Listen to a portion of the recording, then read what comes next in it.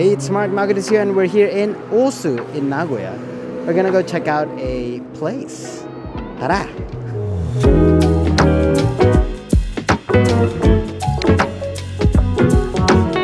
Teka. Bakit ako nag-i-English? Itong itlog na ito ay in Tagalog. Kaya kailangan ko mag-practice, mag-ensayo ng Tagalog. Nandito na tayo. La Merienda Halo-Halo. Ito siguro pinakasikat na Pilipinong restaurant dito sa Japan actually kasi napalagay sila sa TV. At bakit?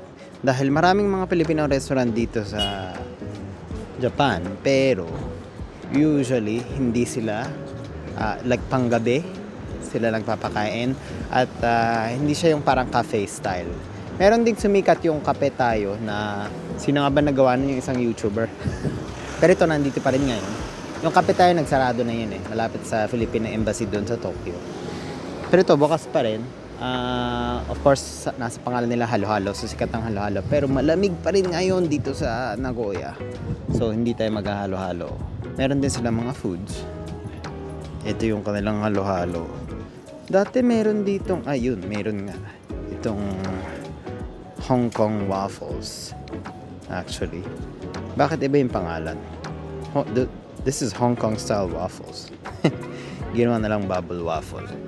At saka meron siyang lugaw at palabok. Baby yung sumikat. Hello, si Kuya. Hindi ka naligo. Ano ba?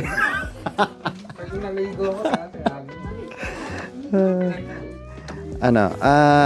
kuha ko ng isang lugaw at isang palabok. Yes. Malamig ngayon for halo-halo Isang lugaw, isang palabok. Tapos matagal ba yung turon?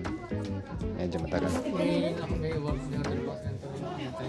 So dating 15-20. Sige. Pero habang naghihintay, habang makain, talaga naman ako naghihintay. Okay. So, turon din. Isang turon. Yes. Dito mo kayo? Dito. Okay. Malimit maging busy dito dahil nga maliit lang yung pwesto nila, napakaliit, makipot sa loob, so mahirap. Here is their lugaw at yung kanilang palabok. May chicharon pa. Yeah. Tapos merong calamansi extract. Medyo halo natin ng konti. Itadakimasu.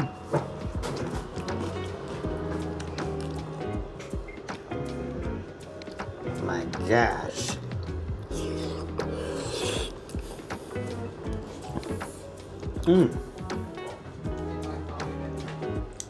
What? Okay. That's pretty good. Wow.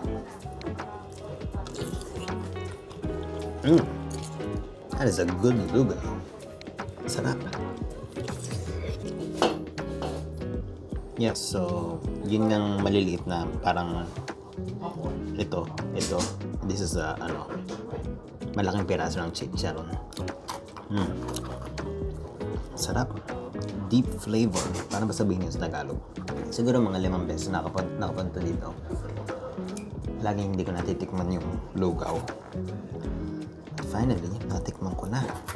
Masarap. Ito yung palabok nila. Very similar. Merong itlog, chicharon, garlic. I think that's fried garlic and onions. Tapos merong durog na chicharon din, shrimp, tsaka green onions. And syempre, orange siya. Itadakimasu.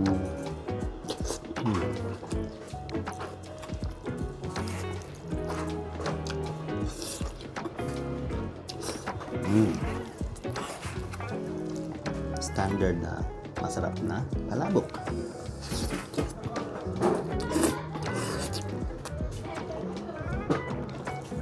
Ayan. Turon ni Harvey. Fresh ang kanilang turon. Sarap yung niya, yung lahok niya. Very standard siya Nakakamiss ang Pilipinas. Ubus. May kasama siyang kawayang pangsaksak. Pa. Sticky. Lagyan na ako. Oh my god. Ha! Look at that. Thing is thick. Oh my god. Bigat.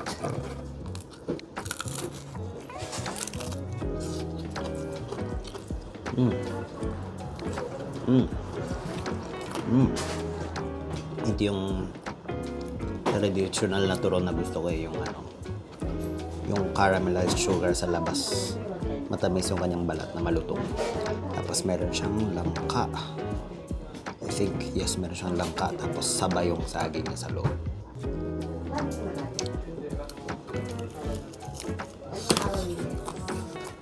Gusto niyo hong mag-hi? Hello? Hi! O si Nagsa mama. Nangisa Mama. Dito sa Halo-Halo. Welcome to Nagoya. Punta kayo dito, masarap. Come on! Punta kayo dito.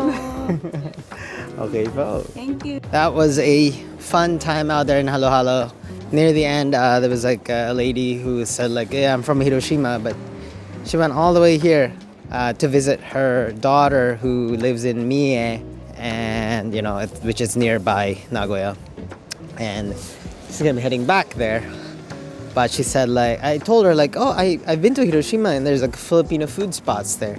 She said something like, yeah, but the food in here is better. Like she likes halo-halo there better. Teka lang, ba't ako nag-i-English? Tagalog nga eh. So, yun nga, ang nakakamiss talaga, masarap pumunta sa mga ganong pwesto kasi nagtitipon dun yung mga Pilipino na galing sa iba't ibang lugar ng Japan. So, it's very fun. So, punta ulit tayo doon next time. Alright. Sige ulit. Sige lang. Phew.